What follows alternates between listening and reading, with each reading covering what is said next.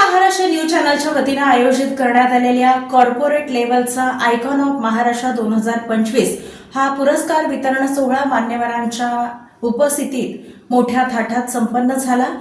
अनेक दिग्गज मान्यवरांना आयकॉन ऑफ महाराष्ट्र या पुरस्कारानं सन्मानित करण्यात आलं। या कार्यक्रमाच्या अध्यक्षस्थानी बालाजी अमाईंचे सर्वेसर्वा माननीय रामजी रेड्डी साहेब हे होते। उपस्थितीमध्ये या प्रसंगी बिल्डर असोसिएशनचे माननीय दत्तामामा मुळे, वटवृक्ष देवस्थान समितीचे चेअरमन माननीय महेश इंगळे आणि टीव्ही महाराष्ट्र न्यूज चॅनलचे सर्वेसर्वा अर्थात संपादक माननीय धनंजयजी शिंदे हे होते। या प्रसंगी अनेक मान्यवरांनी आपल्या प्रतिक्रिया देत टीव्ही महाराष्ट्र न्यूज चॅनलच्या या कार्याचं भरभरून असं कौतुक केलं आणि हा दिमागदार असा सोहळा सोलापुरातल्या पंचतारांकित हॉटेल अर्थात बालाजी सरोवर या आयकॉनिक ठिकाणी संपन्न झाला।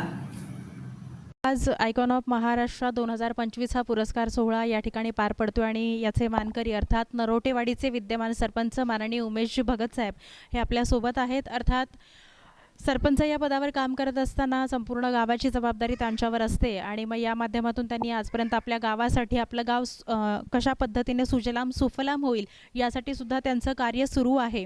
पण हा सुंदर असा पुरस्कार त्यांना देऊन या ठिकाणी आपण सन्मानित करतोय, तर त्यांची प्रतिक्रिया आपण ऐकूयात। नमस्कार।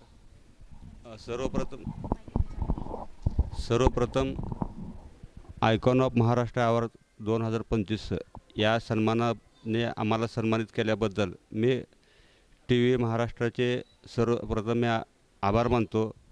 या सामाजिक आणि राजकीय जीवनामध्ये काम करत असताना आमच्या कार्याची दखल महाराष्ट्र टीव्ही 9ने टीव्ही चॅनलने घेतल्यामुळे मी त्यांचे आभार मानतो आणि इथून पुढील कामास या पुरस्कारामुळे आम्हाला चालना मिळणार आहे हे निश्चितच आहे आणि असेच कार्यक्रम महाराष्ट्र टीव्हीने घ्यावे असे मी त्यांना विनंती करतो, जेणेकरून तळागाळातील लोकांना यामुळे एक प्रेरणा मिळेल।